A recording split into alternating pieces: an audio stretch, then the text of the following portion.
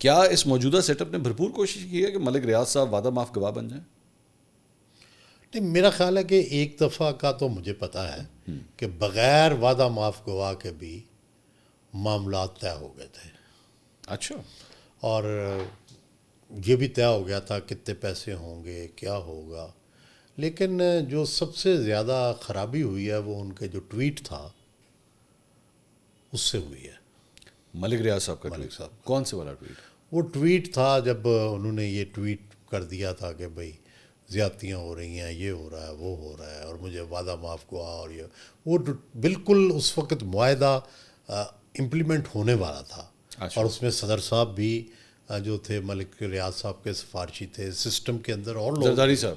ہاں جی، سسٹم کے اندر اور لوگ بھی ان کے سفارشی تھے. بلکہ کئی لوگ جینونلی یہ سمجھتے تھے کہ ملک ریاض صاحب آئیں گے تو پراپرٹی کا بزنس چلے گا، ریئل اسٹیٹ کو فائدہ ہوگا، اکانومی چل پڑے گی. ٹھیک ہے، لیکن مثلاً دسمبر یا جنوری میں انہوں نے آنا تھا، اور نومبر کے مڈ میں یہ پرابلم ہو گیا.